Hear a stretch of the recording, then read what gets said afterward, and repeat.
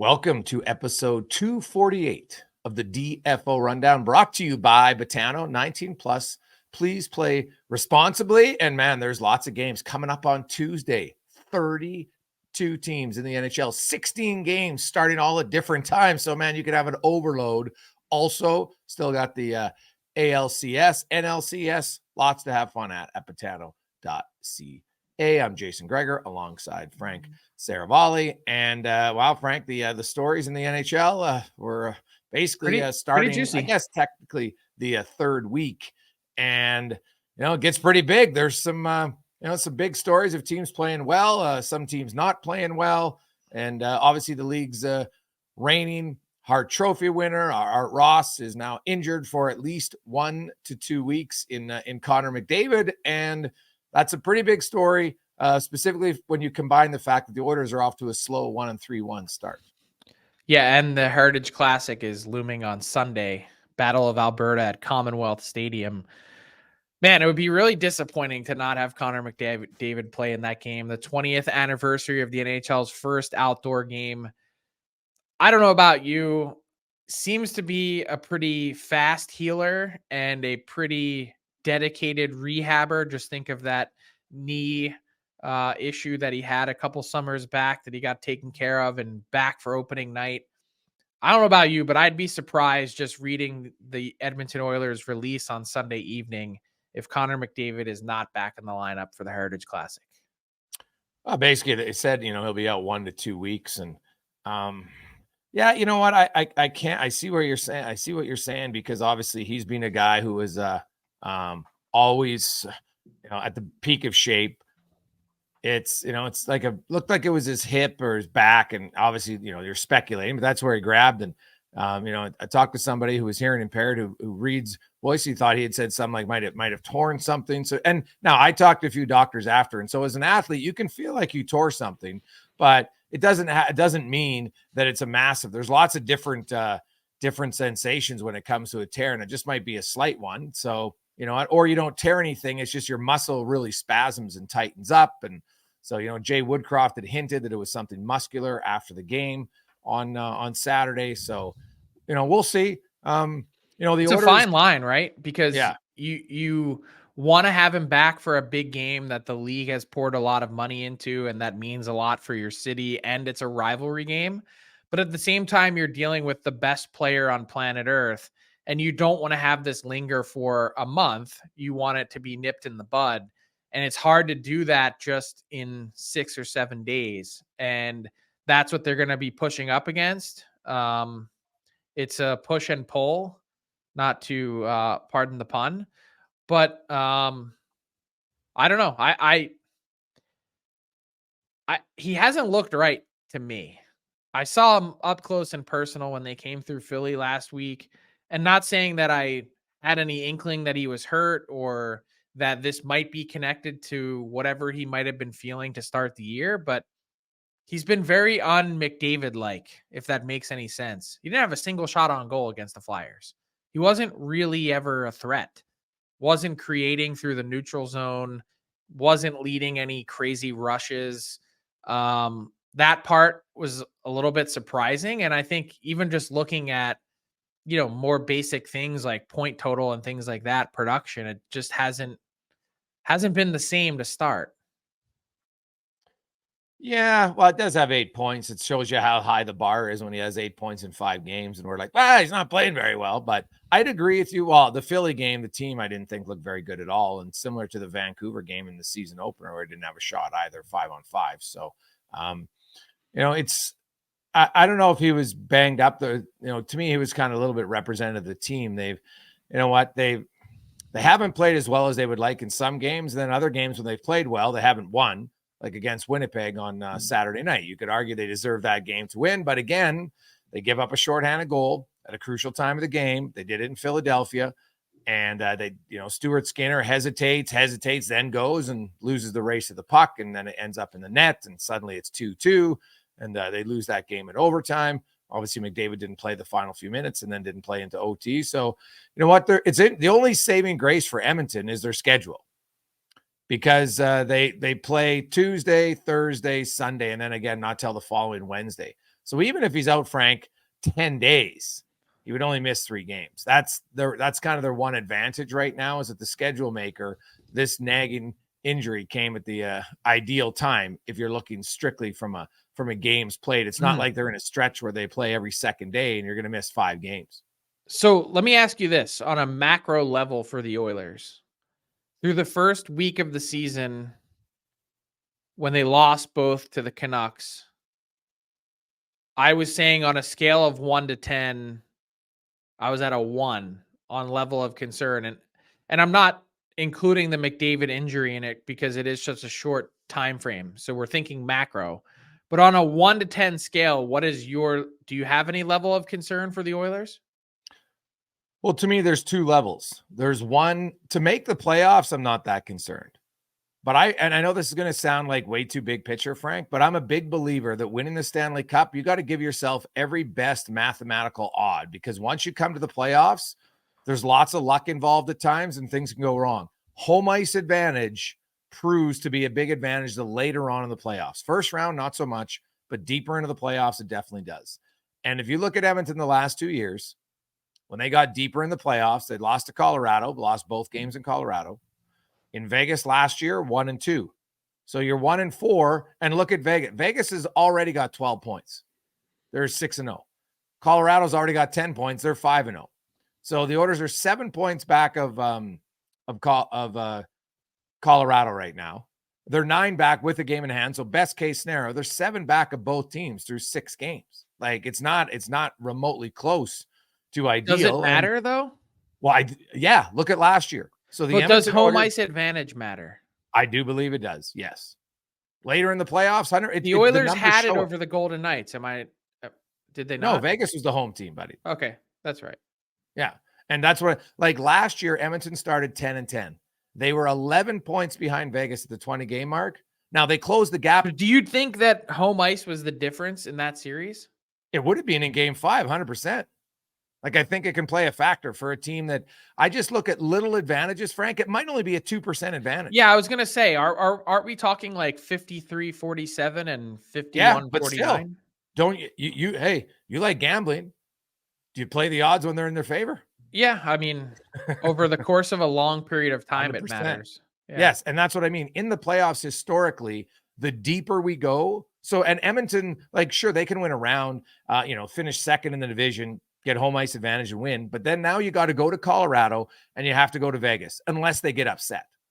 Right. And I just think, so you're putting yourself in a much tougher position. If your ultimate goal was to win the cup this year, that's where, to me, the concern is not so much making the playoffs. I think Edmonton's going to make the playoffs.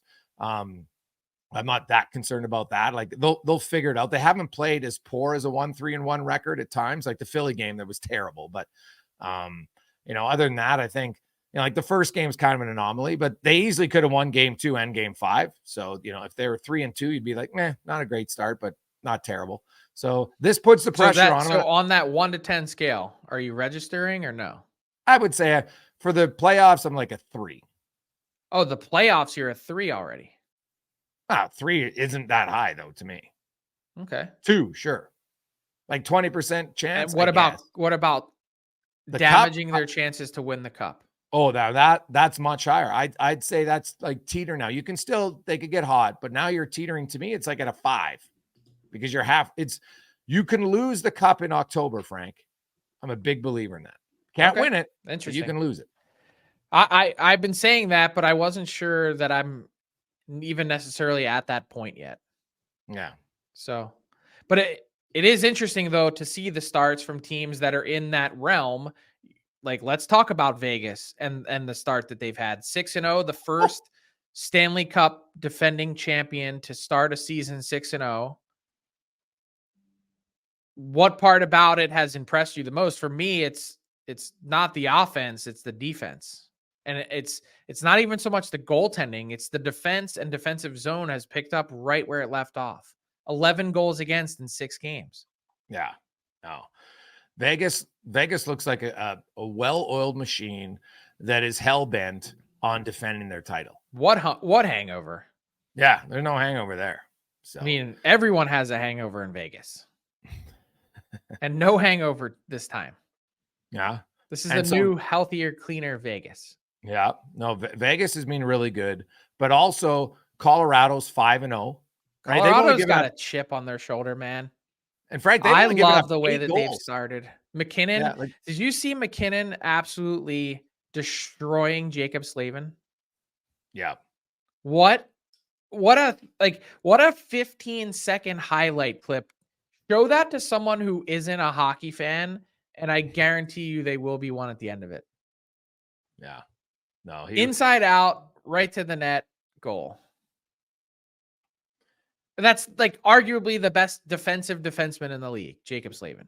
Yeah. Not just some rando. Jacob Slavin. No, they look good, man.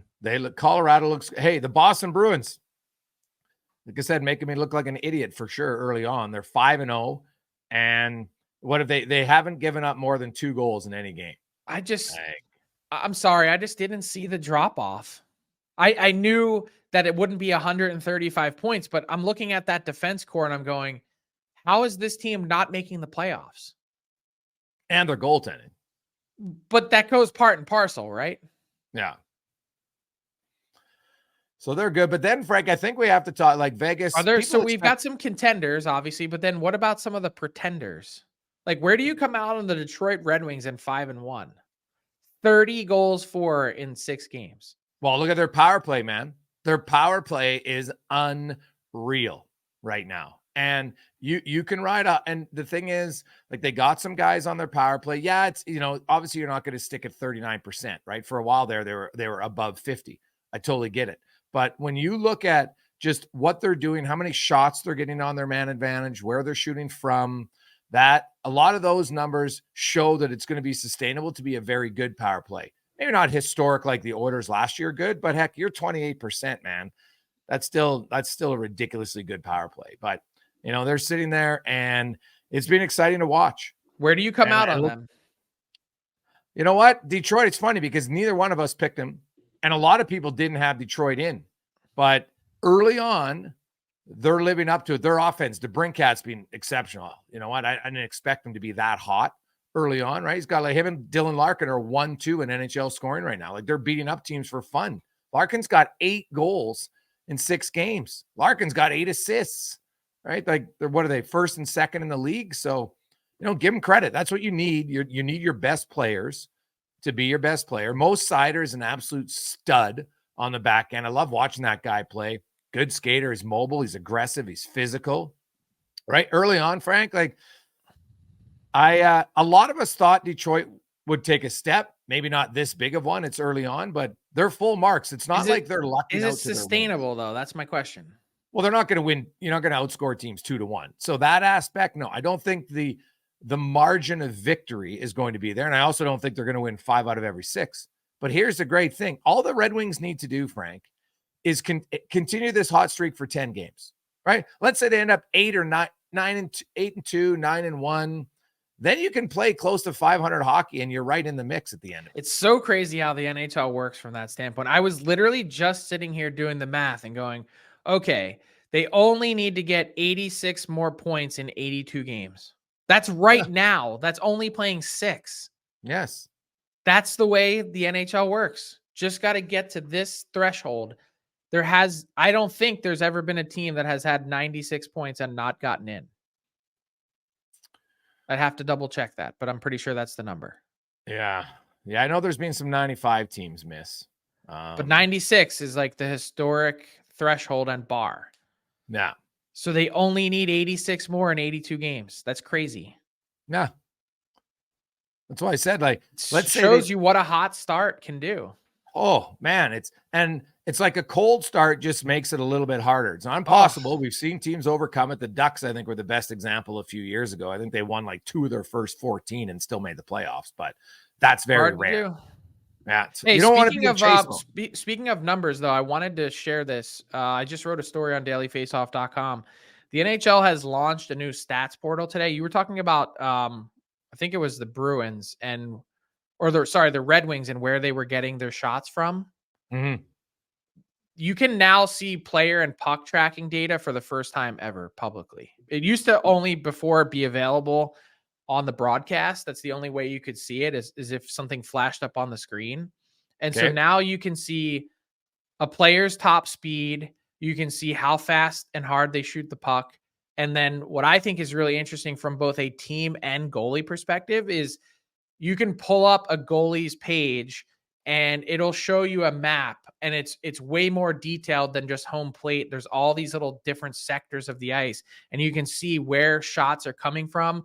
They've got them coded as high danger, mid-range, and long range. And there's all sorts of different ways you can analyze and look at the data from a player and goalie perspective. So it's actually really cool. This is the first time you can see it. It's called NHL Edge. You can NHL.com/edge. Super easy to go through. And what I like about it is even if you're not a hardcore fan, you're just a casual. First off, you're probably not listening to this pod. But if you are a casual, it's super easy to digest. You can look at this and very clearly understand. And it's cool to look at this and say, hey, Rasmus Kupari, that's the guy that's the NHL's fastest skater this year. The peak speed is Rasmus Kupari. 23.95. I'm on it, Frank, right now, but it's not loading. So it's just, oh no, now it is finally. Okay, here we go. It must have gotten overload after our story. Yeah, maybe. So, but anyway, check it out. It's pretty cool, especially then you can do comparisons side by side of goalie to goalie. You can do player to player. You can also do goalie to goalie or player to player comparing year over year. So the data, there's some limitations. The data, of course, player and puck tracking only goes back to 21, 22. So you only have 3 seasons worth of data to compare, but there's enough in there to start picking through it and really finding some interesting things about some players and teams that you just didn't have access to at your fingertips before. It'll be good, man.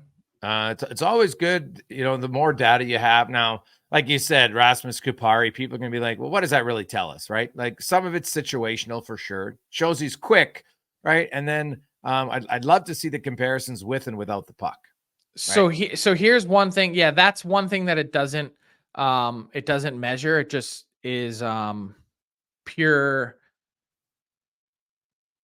speed. It doesn't say with the puck or without. But like, here's one thing that provides some context. How many different 22 plus mile an hour bursts has a player had in a season? Yeah. That gives you some indication. Martin Necas in Carolina, he's got 11 22 plus mile an hour bursts this year. The next closest player is Nathan McKinnon at 6.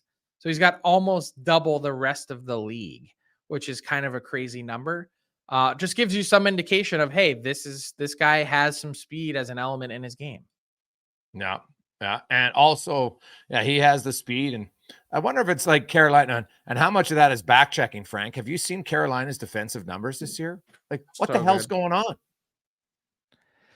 It's what do you make of the Canes and their start, by the way?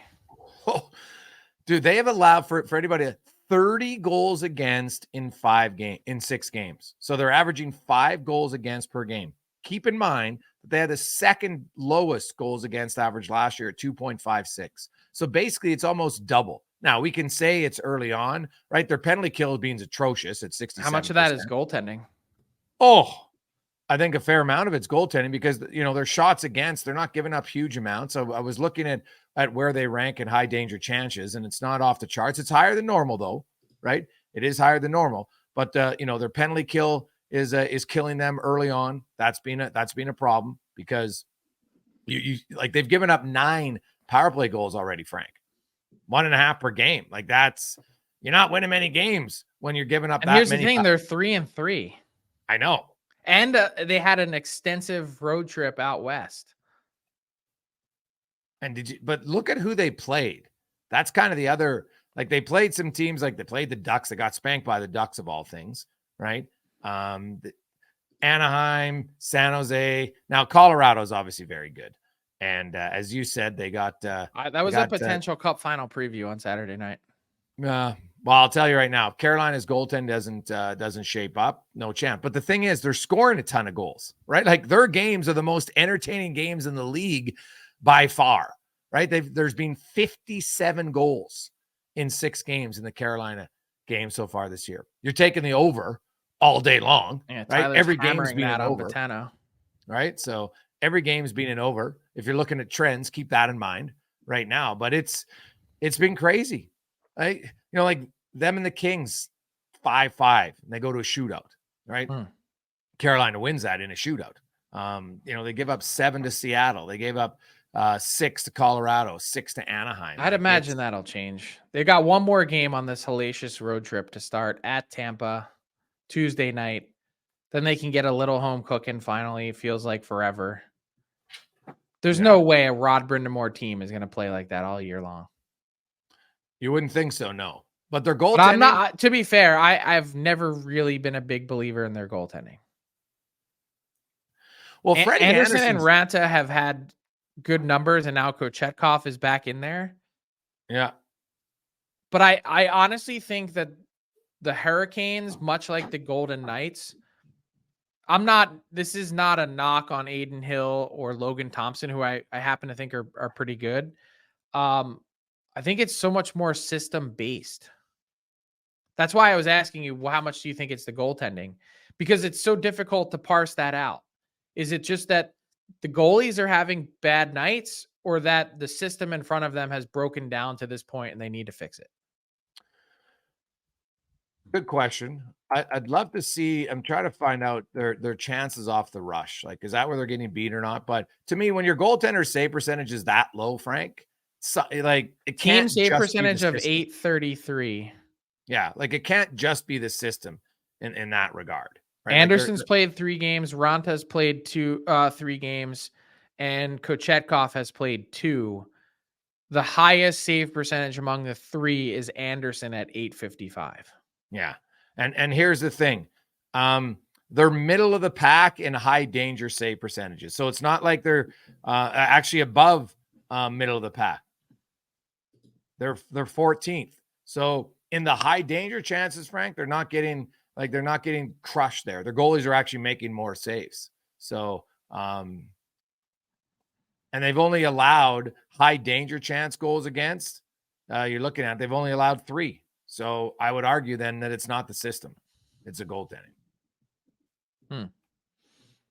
Hey, last week we introduced our generous guy presented by Crown Royal. Each week we pick a player or team member who went out of their way to do something for the team. And it's, as mentioned, presented by Crown Royal, the generous guy, because generosity lives in the small things. So, Jay, who's your generous guy from the last week? Well, this one, Frank, I saw the clip, and to me, it's the reaction afterwards. So, agreed. I had tweeted it out. I know you and I talked about this. We both actually had the same one before the pod today. Pete Rogers, longtime equipment guy for the Nashville Predators. So Evangelista breaks his stick, and Rogers is actually kind of down the tunnel a little bit, and he has to react quickly as Evangelista breaks his stick. He comes over to the bench. He gives him a new stick. And literally 15 seconds later in the shift, Evangelista gets a breakaway against the San Jose Sharks and scores. And the reaction to me is the best part. So after Evangelista scores, the Preds bench, I'm sorry. They erupt. It goes crazy. But it's Ryan McDonough's there, Philip Forsberg. They're all hugging him, grabbing him, because first off, these guys are the unsung heroes of every team, and they never really get any credit. But that right there, having an eye on the play, having an ability to grab the correct stick quickly, Pete Rogers won't show up on the score sheet, but he gets an assist on the goal. Yeah. Ryan O'Reilly's in there. All the defensemen, Carrier, they're going. And also, it's the other equipment guy on the Preds who just head back, Frank. He's got his hands up, loving the goal. And, it's a small little thing in the course of a season, but to see team that much excitement, genuine excitement, you see Ryan O'Reilly, their initial reaction, because usually when your team scores, everybody on the bench, you're tapping the guy right beside you. They all on that side, the defense and the forwards, who obviously had seen what happened, the guys kind of in the middle of the bench, they automatically all turned around, and there's 8 of them, and they're going nuts. And to me, that just shows that you said that they understand the importance of it. So kudos to Pete. I'm sure Evangelista, young guy's pretty fired up about it. And Pete Rogers, maybe after the game, Frank, I don't know if they would give him the player of the game that most teams have, right? And I don't even know what the Preds are this year. So yeah, but let's give him a glass of Crown Royal. I mean, honestly, it's equipment managers are the lifeblood of any team. You go in any locker room, they're so well liked. They're doing all the little things to make sure players have every single thing that they could possibly need to play and feel good and look good. And they're doing all the grunt work, hauling bags at 3:00 in the morning, hanging up sweaty gear, washing it. It's for the most part a pretty thankless job, but you see in a celebration like this how much it means to a team to celebrate someone like that. So that is Pete Rogers. He's our generous guy for the week, as Crown Royal reminds you that generosity lives in the small things. Crown Royal, crown everything. And they remind you, live generously as well. Yes, never a bad thing at all. So look for the small excitements of the week, no question. The other guy, Frank, that I was thinking of was going to be Dylan Larkin, because he has the 6 assists. He's definitely was in a giving mood this That's week. an easy way to be generous. Six apples in a week, man. It's not a bad week at all for Dylan Larkin. So he gets an honorary. Hey, did they have this thing in Canada? So growing up, you used to, like, if you in youth hockey here, if you scored a hat trick, you got a little like patch that you could sew onto your jacket. They used to like give it to you from USA Hockey at the end of the year. And then they had the playmaker as well, if you had 3 assists in one game. So like there'd be kids walking around with like jackets full of like hat trick things and playmaker things. Did you guys have that? No, never seen it. Utterly ridiculous. I can't believe it was a thing, but like you'd pull up into the rink and some kid walks in with like 47 hat trick things on his jacket. You're like, oh God, what are we getting ourselves into today?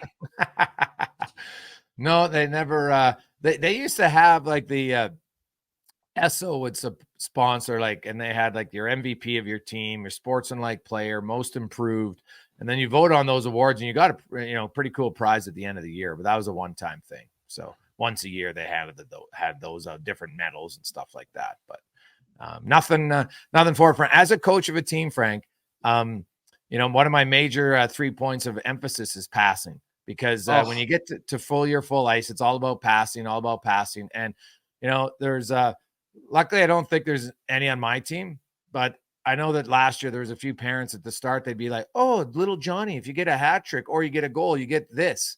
And then the kid would never pass. Yeah. And I'd be like, son, why aren't you passing? He's like, well, my mom is going to give me $10 if I score a goal. And I'm just like, oh, that's nice. So then as a coach, I have to go after the game and be like, hi, missus, can I talk to you for a second? Like, our whole emphasis is passing, and little Johnny doesn't pass the puck because all he thinks about is money. And all it does is, now if the kid doesn't score the goal or two, now he could score 1 goal, but if mom said you got to get 2, or dad, now he leaves the rink disappointed. I'm like, it's terrible. Stop incentivizing your children to say, oh, I'll get you this if you get a goal. It's the worst. And I'm telling you, from a coach, it's terrible. Please stop. It's really hard to break through as a coach and get them to make that leap. But when you see it come together, so we actually have had this problem on our team the last season and then stretching into this year, where we have a couple kids that just they're so intent and focused on scoring goals that they don't even bother to look at what's happening around them. But we had one kid on Saturday, he finally got it, and he made some of the best and most beautiful passes of the year. And to see how excited he was for other kids to score, it was like a light bulb went off. And I just wish that we had, I wish everyone would kind of connect on that same wavelength. It's like, I hate the acronym, but team, together everyone achieves more. Like, you really do. Stop trying to do it yourself. So just a little 9U youth hockey talk to get your Monday rolling. Yeah. U11, Frank, for us now. U11. So it's okay. Big time. No, it's lots of fun though. You know what? It's loads of fun. I love coaching the kids. And I will recommend, if there's one thing you could do at a coach, get into early morning practice, way better than after school practices. We have an early morning. We don't every do that Wednesday, here. and it Do is you, what day do you do it every once a week? once a week, Wednesday morning, 7 a.m. Wow. And you I'll just tell you, find that their attention is better? oh, their attention, they got way more energy, right? Because I encourage them, hey, you got to go to bed earlier Tuesday. So the parents like it because now there's one day a week where they go. And we play fun games. First thing to start it on Wednesday. So they're all there on time. And it's full ice. And you know what? Because we do it like I do little endurance skates for our kids. Just to, 4:30 seconds as you got to go. Just to grind them into the ground before they go to school? Yeah, well, but you know what? Like they're Of course lively. you would. That is so on brand for you. Their attention span is way better early in the morning than it is when we have a 4:15 or a 5:15 practice, night and day. See, so that's a cultural difference between US and Canada. We have the ice, it's sitting there, and there's no. I rent it. We rented it on top. This wasn't part of our schedule. I was gonna say we don't have any ice that's used basically from 6 a.m. till 3 p.m. any day of the week. It's all like open hockey, free skate. Like that's all that's going on during the day. There's no practice in the morning before school. Rarely. There might be some private clinics or lessons, but that's it. Yeah, no, I highly recommend it, man. We started it last year just because there's so not you enough pay out of your own pocket for that ice. Yeah, we pay, but you know what? You get it through the association. The ice is like cheap. We got 16 kids on the team, so it ends up being like $7 a kid. Oh, okay. What does your ice cost you per hour? I think it's about 140. And that's like a normal cost? Well, for the 7 a.m. The rest is all like we don't pay for any other ones. It's part of your registration fee, right? So for us, through if I were to just walk into the rink and say, hey, I want to rent an hour of ice, somewhere between $425 and $500 US for the hour. No. I think even after school, it might be like 180. Oh no, after school is prime time. That's when it would definitely cost you more than $500. Oh my God. You wouldn't even be able to get it. It's booked up. It's gone. The morning, to me, I would go to them with a business plan and say, hey guys, you're making no money right now. How about I give you $100 a week? Now you're going to make $100 extra a week. You're doing nothing. 150. Yeah, I don't know. Try it out. Makes a big difference. So the kids' attendance span, it's awesome. Parents, at first are like, what? And I'm like, most of you are up anyway. So they just drop them off. I'm like, you don't have to stay around. Go have a coffee. It's U11. Practice. They don't have to Good walk. for you. You won't find any grand gestures or flashy displays of generosity here. $1 million donations or names on a hospital ring. That's not the only way generosity lives. It doesn't need money or an audience or even acknowledgement. It just needs good people to be good to people. There's no one way to be generous. There are endless ways, and there's a crown for every one of them. Let's bring in Tyler Yaremchuk to the program, who is probably still feeling a little sick as the Buffalo Bills. Tough one, Ty. Tough one for your Bills. Oh yeah, I'm having just a miserable existence as a sports fan as of late. The Blue Jays petered out in the playoffs. The Bills can't beat anybody. I'm not having a good time here, guys. It's like the exact opposite down here in Philly. I know. Thrash the Dolphins, Ray Finkel style, and just the Phillies mauling teams, mashing teams in the playoffs. Yeah, I'm living a little. There's something about the home run and how when you win on big slobber knockers, it just feels different than like the long ball, man. Yeah. Oh, are you kidding me right now? Like the Phillies are fun to watch, but they're such a likable team. Hey, both of those series have been great theater to watch. Yeah, I mean ALCS Game 7 tonight. Whew. Love it. I do hate the 5:07 Eastern NLCS game. Like that's tough. Tough for people who have jobs and stuff. I don't know. Yeah, I know. It's like, hey, let me start tailgating at 1:00 today because the Phillies are playing. Well, you don't have to tailgate before every game. No, it's actually required by law. But I would think right now, your boss, if you have a boss who's sports oriented and you're like, yeah, I'm going to the Phillies game 6. Yeah, no problem. I bet you most of them are like, yeah, no problem. Probably. Yeah.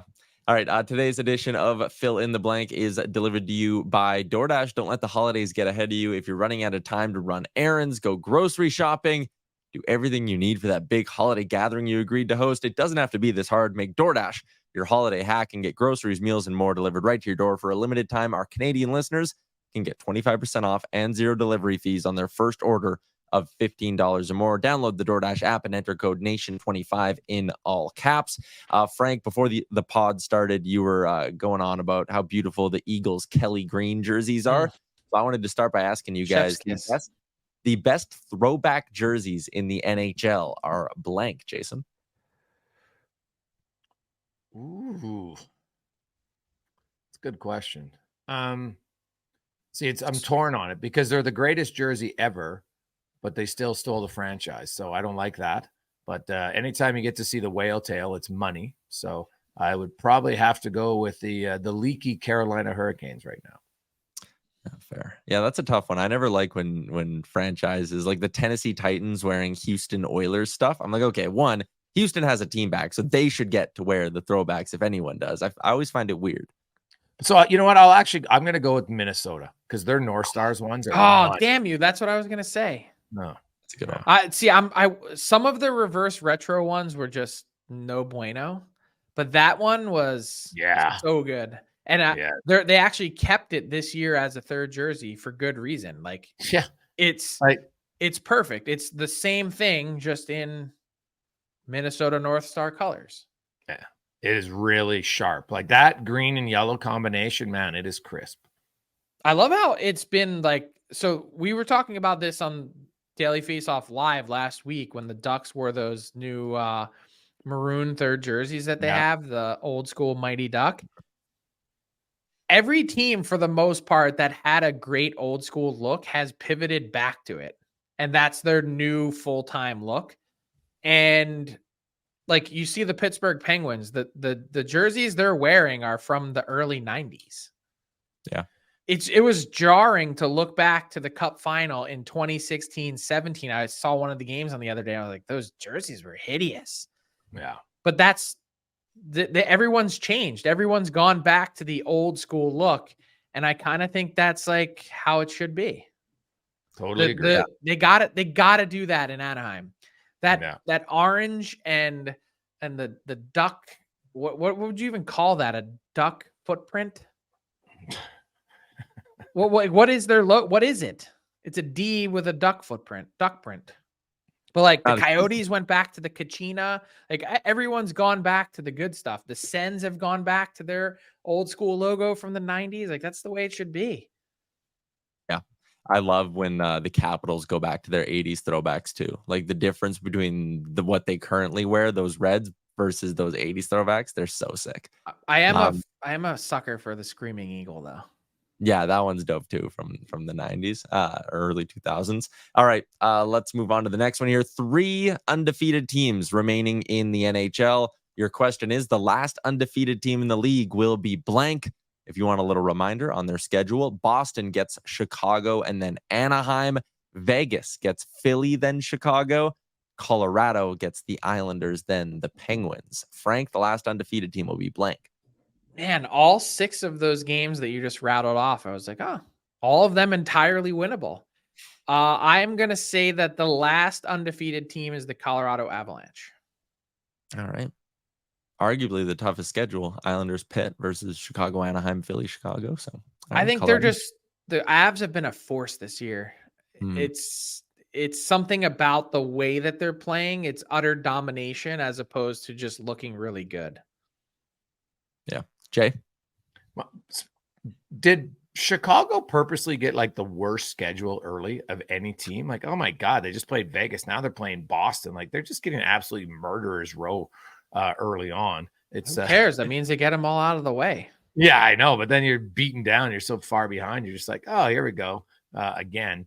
I'm going to say Colorado's a good pick, but I'm going to go with Vegas. I just think Vegas they're rolling, and their schedule right now is friendly, right? Very friendly. So I will go with Vegas. Third one for you guys. The Toronto Maple Leafs pulled off quite the comeback on a Saturday against the Tampa Bay Lightning. Ilya Samsonov yanked very early, just 13 minutes into that game. Joseph Woll comes in, lights out for the remainder. Leafs win in OT.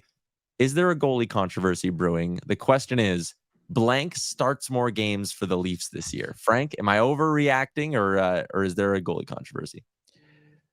Is it controversy or is it just one player playing better than the other? Fair.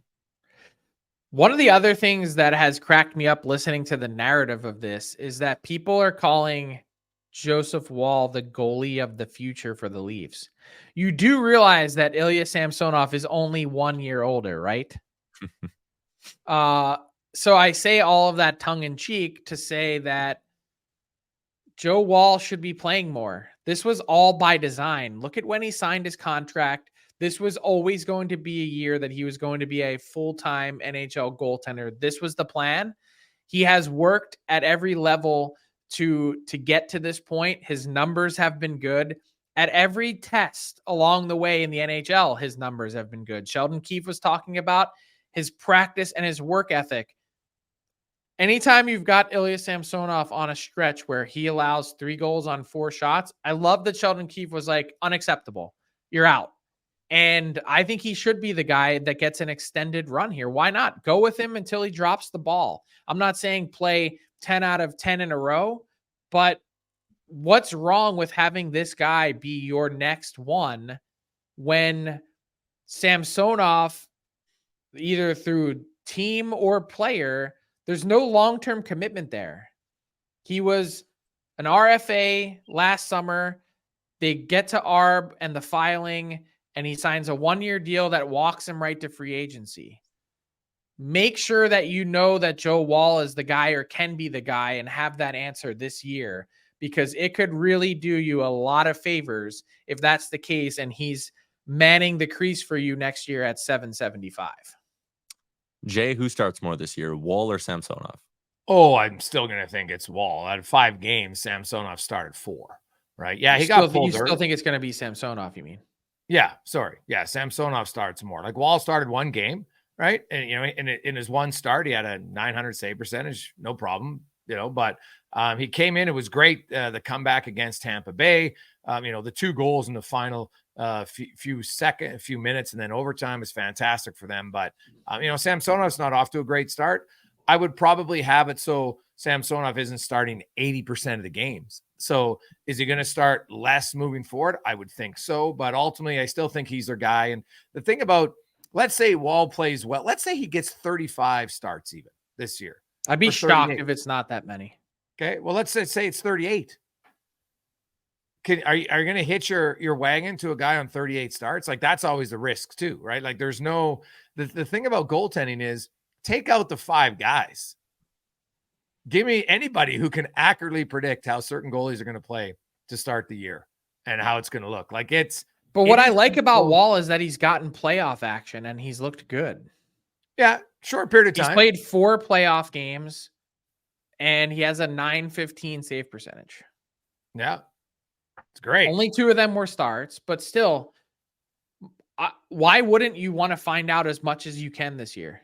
Well, I think they want to play him more. I don't think there's any question. Like, I don't think Samsonov's going to start 4 of every 5, right? He did early on, and Woll's probably earned another start here, which is great. But he did. I'd be surprised. He's supposed to play on Tuesday against Washington.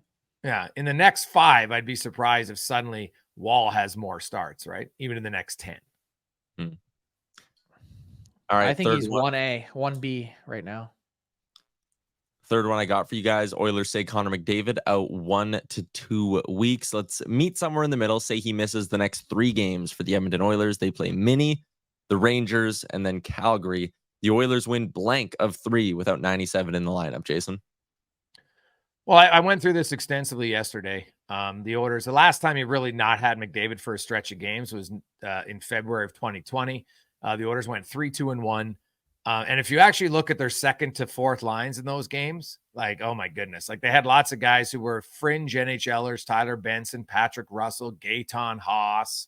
I know Colby Cave, blast from the past, missing quite a few others. So it was not a dynamic duo. But here's the thing: Their penalty kill was perfect in those 6 games. They didn't give up a goal, and their goaltending had a .930 save percentage between Smith and Koskinen. And which is funny because I told people everybody used to be like cheering that they got rid of Mike Smith. I'm like, you guys are missing the facts here. Look at Mike Smith's numbers every time in Edmonton. They're quite good. Sure, every now and then he'd maybe cough up a pizza once out of 100 touches, but who cares? He made a lot of saves. So I will say the Oilers, I think they're going to go 1-1-1 in 3 games. That's very specific.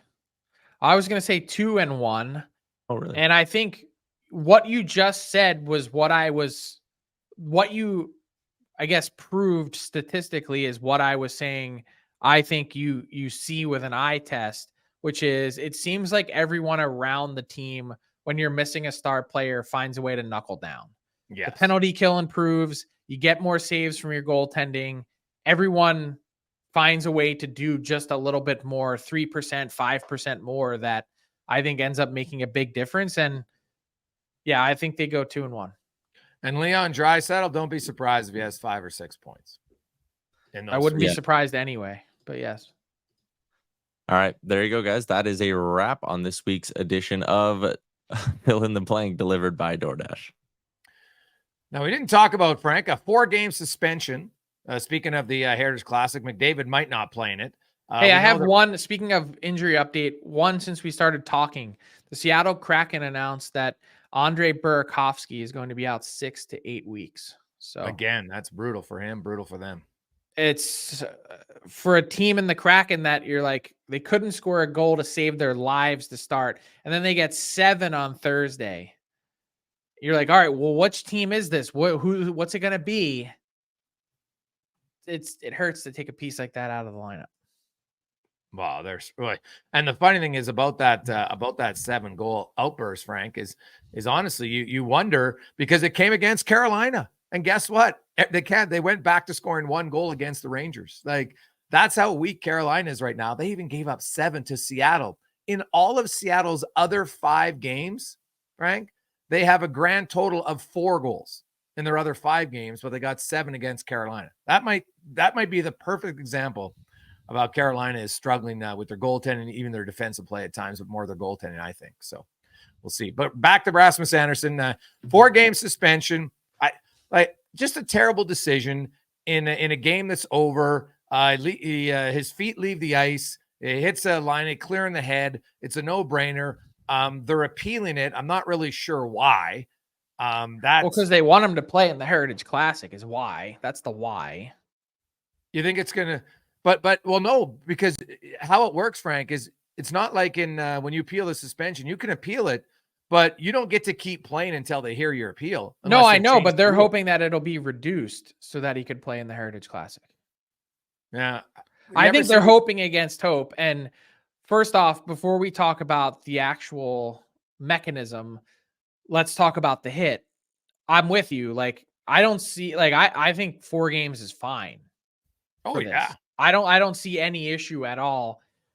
First off, the Department of Player Safety is incredibly process driven. There's a reason why they work themselves to this 4-game suspension, which is really why I have a hard time believing that the commissioner, Gary Bettman's, going to come in and sort of slap down his own staff for stepping out of line in the process when they know that this is how it works. Because it was not 5 or more games, you can't appeal to a neutral arbitrator. It goes right to the commissioner. And I think there's a lot of things to not like about the hit. The angle of attack, leaving the feet, as you mentioned, the primary point of contact, the situational awareness of the game, last minutes of a game where you're down a couple goals. Like, there's nothing really that you look at this and say, oh, that's a redeeming part of this sequence. Yeah, it was a greasy play to me. It's not even now. Sure, I guess you could appeal it because there's maybe no harm in appealing it, because if you look at the often the appeal process, by the time the 4 games have played, you haven't even had your appeal heard. So, well, that's what I was going to say. I think the process itself is broken. I would I agree think with the that. fact that you don't immediately go to a neutral arbitrator and it's not heard within 24 hours and a decision isn't rendered on that within another 24, that's one part of it. The timing of it is one. Two, again, the fact that you are appealing to the commissioner who then will have to tell his own employees that they were wrong is another part of it. Optically, that's not a great look for the league to be, kind of coming down on their own employees. That's another part of it. And two, the fact that it's the commissioner that has a connection to the department because he hired these guys. Not saying that he doesn't have the ability to be impartial. It's just that the whole point of this is that it literally should be impartial.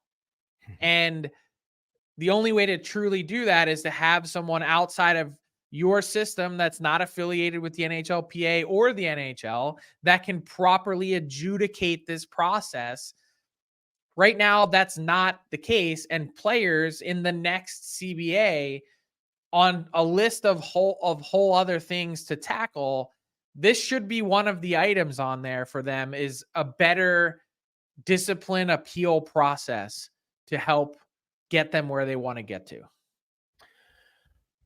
That's what, like baseball, you can appeal, then you keep playing until your appeal's heard. So it encourages them to want to get the appeal process. It's a little different though, because they play every day. Sure, but still, even if you have an off day, right, and then you play on the Monday, usually they get it done quicker. The NHL, sometimes you'll appeal it. Guys will have a 10-game suspension, Frank, and they don't get their appeal process heard before that. Like, give me a break, right? Well, so part of that too is they hope for a reduction, even if it's not heard in time. If it's that long, and especially if the person's a repeat offender, it ends up being a really significant financial transaction. Instead of losing $330,000, you might only lose 180. Like, you're going to appeal every time just to get the 150 back. Yeah. So that's sort of where players come from on the longer term ones. But again, what's the quickest way that everyone could hear this, have the entire thing be transcribed, and then Gary Bettman writes a full written, response to this? It takes days. And when you're dealing with 4 games, you might play them in 8 days. So yeah. I just think the process itself is broken. Oh, I would agree wholeheartedly. So, but what do you think of the play in and of itself with Andersson and obviously not a guy that's, seen as a repeat offender more or less, but is someone that is kind of often in the mix? I think Andersson, from watching him play, I think he's one of the bigger pretenders in the game, if you want my honest opinion. I think he's a guy who likes to act tough, doesn't really ever back it up. And so I'm not shocked that he would come in with the cheap shot, because make no mistake here, that's a blatant cheap shot, right? It's an obvious cheap shot. He's frustrated. They're losing the game. Runs guy, as I mentioned, his feet leave the ice before contact. And because now, if your feet leave the ice after contact, we can talk about physics. That wasn't the case. His feet were off the ice before he makes contact. It's a dirty play, and it's unnecessary. He is one of their best defensemen, maybe arguably their best defenseman. And now he takes himself out of the lineup for 4 games. You know what? What if the Flames go 0-3-1 or something like that? That might be the difference for their season, because he decided to be selfish. So I think it's a terrible decision by him. It wasn't necessary. It wasn't like Laine had ran him or stuck him earlier, right? Laine's been joking that he hasn't been able to do anything in his game this year, right? Like, Patrick Laine might be the most hilarious player when it comes to evaluating his own game. I can't do this, I can't do that. Like, it was quite funny. But I just think it's cheap, it's unnecessary, and I get why they appeal it in the hopes to lessen it even 1 game, but I don't think it will be, and it shouldn't be. I think that's what we both come down to, is that it shouldn't be. No. So the hit, just for timeline for everyone listening, the hit was on Friday night. The suspension came down Saturday. He announced that he's going to appeal on Sunday. He served the first game of the suspension on Sunday against the Red Wings. The commissioner will hear the appeal today on Monday. I don't know how long it'll take to get a written response. They play Tuesday and Thursday against the Rangers and Blues, and then the Heritage Classic is on Sunday. So they're hoping against hope. I think that the commissioner is going to reduce this by one game to knock it down so he could play in the Heritage Classic. But he probably, at least looking at the timeline right now, would be able to, at least get an answer on that one way or the other. Well, let's be honest. If he's having the hearing today, there's zero reason why they won't give him at most 24 hours.